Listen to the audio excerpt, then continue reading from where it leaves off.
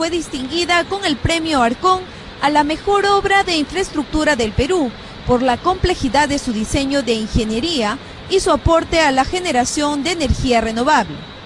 Con una inversión superior a los 1.200 millones de dólares, el sector privado ejecutó esta megaconstrucción. Nos referimos a la central hidroeléctrica Chaclla, ubicada en la región Huánuco, obra considerada la más alta del mundo. 14 kilómetros recorre el río Guayaga por este túnel desde la represa hasta aquí, donde se genera la energía eléctrica para cerca de 3 millones de peruanos. Según el ingeniero Wilbert Álvarez, para la ejecución de esta importante edificación se necesitó cerca de 5.000 personas. La fase de construcción realmente involucró mucha técnica, participación de mano de obra también local. El periodo de construcción solamente de la presa, digamos como tal, estamos hablando de entre 1 año y medio a 2 años aproximadamente. En total, en todo el proyecto ha bordeado las 5.000 personas entre directas e indirectas, ¿no? El moderno sistema instalado en esta central hidroeléctrica permite detectar oportunamente algún problema en caso se diera. Si tuviera alguna falla, algún defecto, envía una alarma, ¿no? Y esta es reconocida por el operador para detectar cualquier anomalía en forma temprana, ¿no? Cabe resaltar que este proyecto fue desarrollado por la empresa Generación Guayaga a cargo de la firma Odebrecht, la cual permitirá atender la demanda energética del Perú, producida por el crecimiento sostenido de los últimos años. Además, como iniciativas socioambientales, se han implementado los programas Rescate de Flora y Fauna, apoyo a la producción local, entre otros.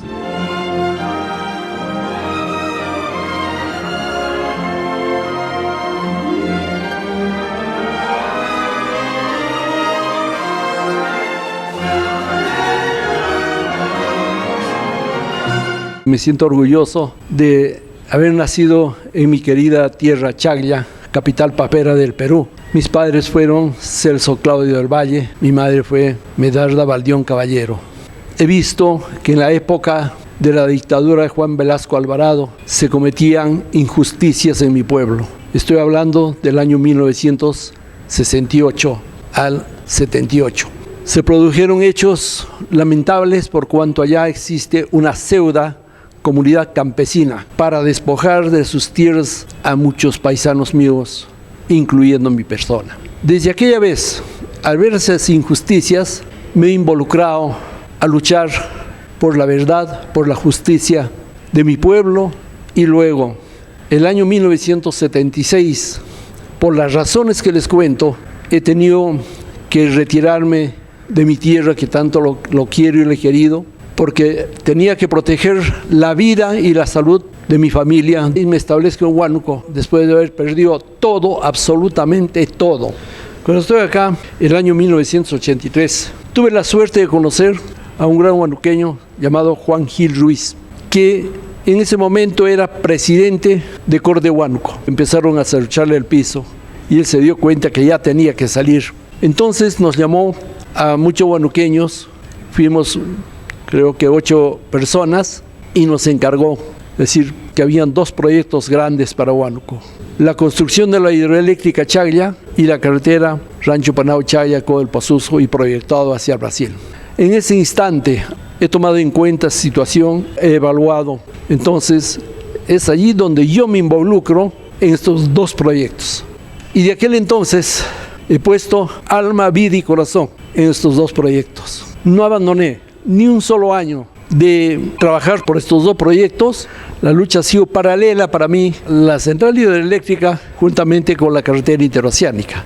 En aquellos tiempos era difícil conectarse o comunicarse con Lima porque no existían los teléfonos ni los celulares, y tenía que ir a las oficinas de energía y minas y pedirles el teléfono para llamar a Lima y estar reclamando cuando se construye la hidroeléctrica, porque Electroperú venía, hacían unos informes que todo eran expedientes y más expedientes. Luego entró una empresa, Lavalin, y esa empresa continuó los estudios. Yo creo que fue hasta el año 1996, si no recuerdo bien. Después Hubo un momento ya de que no había esperanzas por cuanto no se hablaba nada, y con el gobierno de Alberto Fujimori para nosotros era muy difícil conectarnos a Lima y poder ir reclamando. En eso aparece una empresa Engesa. Engesa toma este proyecto, ellos empiezan a buscar los expedientes para construir la hidroeléctrica en 1998.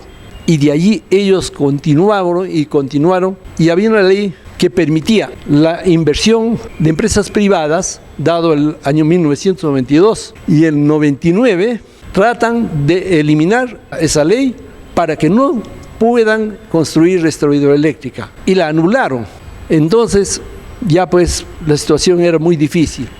Pero la empresa Engesa continuó ahí insistiendo, y en eso, nuevamente, esa ley prevalece. Y de ese momento ellos, el año 2001, logran conseguir la concesión temporal. Vinieron en 2003, hubo una entrevista en la Cámara de Comercio y dijeron de que ya se les acababa el plazo y no tenían la posibilidad porque las comunidades no querían conversar con ellos para la cuestión del impacto ambiental. Entonces renovaron esa concesión hasta el 2006 y no lograron. Entonces yo ya prácticamente en esas veces los trataba de mentirosos. Pero el 2003 hicieron un compromiso con la sociedad civil. Nosotros les hemos dicho, acá en Huánuco, las autoridades les interesa un comino este proyecto. Los que estamos interesados somos la sociedad civil y que a nosotros deben de informarnos cómo van esos avances. Y ahí es donde el ingeniero Enrique Cox Casinelli, que era gerente de Engesa todavía en ese momento, se compromete y dice, no se preocupe, que nosotros no vamos a abandonar hasta que se construya esta hidroeléctrica. Luego ellos, el 2006, ya cambian de razón social, de Engesa a Generación Huallaga.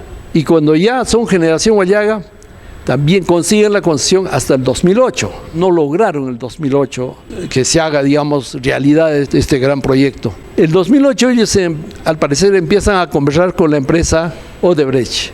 El 2009 vienen, se presentan y nosotros inmediatamente decimos, ¿dónde van? Nos vamos a Pillao, a Huanacaure, para buscar la aprobación del impacto ambiental, comunidades campesinas, tanto la de Chaglia y la de Chinchao, importante para que se dé a la concesión definitiva.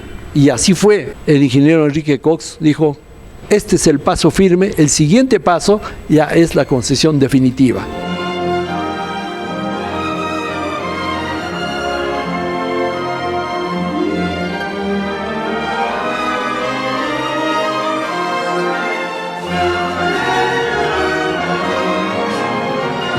A partir de ese momento, las cosas se ponen más difíciles, porque se presenta otra empresa, Chancaroda Centauro, pretendiendo también construir esa misma hidroeléctrica. ¿Y qué hace esta empresa? Se va a Pillao y les ofrece comprar las tierras, exactamente donde se tenía que hacer la presa, y Pillao no le vende. Se van a Chaglia y la comunidad campesina de Chaglia les acepta la venta. Inicialmente les ofrecieron 450.000, 50 computadoras, un carro ambulancia, insumos para el cultivo de las papas. Bueno, les ofrecieron el oro y el moro. Y a la final terminaron con darle un cheque de 100.000 soles para la compra del terreno y la compraron. De ese momento las cosas se pusieron muy difíciles, la empresa Odebrecht quería retirarse y yo hablé con uno de los ingenieros, le dije, ingeniero, el río es más largo y para más abajo hay lugares hasta más estrechos donde puedan hacer, digamos, la presa y que sería más barato. Es una quebrada profunda. Estoy hablando de Pampamarca, un poco más arriba, se llama Yuto el lugar. Fueron y allí se concreta para que se construya la hidroeléctrica. Y Chancaroda Centauro se quedó con el terreno que no sabía qué hacer, pero ya también ellos ya habían perdido. Entonces le dijeron, bueno, los 100.000 soles se lo obsequiamos a la comunidad y nos vamos. La comunidad nunca lograron cobrar los 100.000 soles, porque inicialmente le dije, esa comunidad no es legal. Avanzando en el tiempo, señor Claudio, en esta historia tan especial de Huánuco, concretamente, ¿cuándo se inicia la construcción de la central hidroeléctrica de Chaglia y qué hechos destacar? El 2011, el 30 de octubre, si no me equivoco, puso la primera piedra el presidente Alan García Fue un acontecimiento muy importante. Estuvieron todos los de la empresa Odebrecht y también pues de Generación Huallaga, las autoridades de Huánuco, el presidente regional Luis Picón, la alcaldesa Mercedes Tolentino Carua de Chaglia y el alcalde de Chinchao. Y de ahí el siguiente acontecimiento que ha sido el desvío del río Huallaga, porque para poder construir la presa tenían que desviar el río por el cerro para que esa parte quede seco. Hicieron un túnel de 1 kilómetro 100 metros. A ese acontecimiento ya vino el presidente Ollantaytamala, en el cual recuerdo mucho que yo le entregué personalmente un memorial para que construya la carretera interoceánica. A mí me admiraba mucho desde el inicio la cantidad de maquinarias que había. Nunca a Huánuco había venido una empresa tan grande para construir una obra. Primeramente, no ingresaban con tarjetas. Todos tenían que pasar un examen y haberse preparado un programa que se llamaba Creer. Y ahí tenían que prepararse y tenían que estar perfectamente de salud. Y el trabajo era disciplinado. Se veían a los tractores trepando por los cerros como arañas para construir las ventanas para el túnel de aducción. Era una cosa impresionante. Me dijeron habían construido un badén en el río Huallaga. Un badén en el río Huallaga. Era para mí casi increíble. He ido inmediatamente y he visto cómo han hecho pasar los vehículos y la maquinaria al otro lado del río, porque primeramente han hecho un campamento pionero en la parte donde corresponde a Chaglia, para que pasen a la parte de Chinchao. Y ya una vez que pasaron allí, empezaron a construir todos los campamentos, tanto para los alojamientos, comedores, campamentos industriales, mecánicas, grifos, absolutamente todo. Ha sido casi como una ciudadela inmensa. Y era un trabajo, un promedio que llegaron a pasar de 4.000. Pero entre directos e indirectos han pasado de 20.000 personas que han tenido la oportunidad de trabajo por los 4 años y medio que decía construir la hidroeléctrica. Y eso, como digo, para mí era una gran satisfacción, porque mi sueño ha sido de que se ejecute la obra y que la gente de acá tenga trabajo, que todos lleven un dinero a sus hogares, que mejoren su calidad de vida, y eso me hizo sentir muy feliz.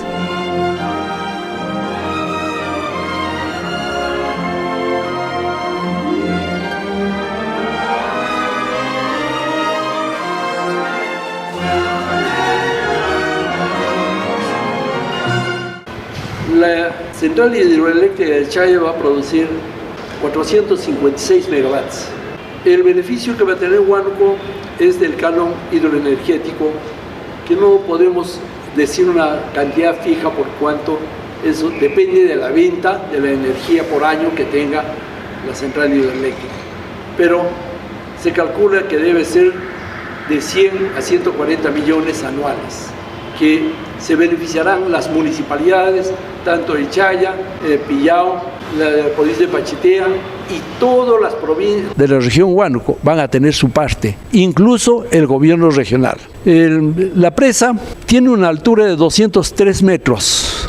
El embalse tiene 5 kilómetros y medio cuadrados de volumen del agua y tiene una longitud de 17 kilómetros de largo, que es desde Yuto hasta un lugar denominado Corma, que está junto al pueblo de Rinconada. Para eso se tiene que haber pasado la parte de Pucaplaya, Santa Elena, Silla, Guayros, Tres Montes y Corma. Entonces es una obra maravillosa. El túnel de aducción tiene 14 kilómetros 400 metros, o sea, la que sale del embalse hasta la casa de máquinas. Tiene 3 aliviaderos, son para que cuando no esté trabajando como ahorita, todavía no despacha energía, para que el agua no rebalse por sobre la presa. Cuando ya está a una cierta altura, abren las compuertas para separar el agua. En la misma presa hay una pequeña central hidroeléctrica de 6 megawatts.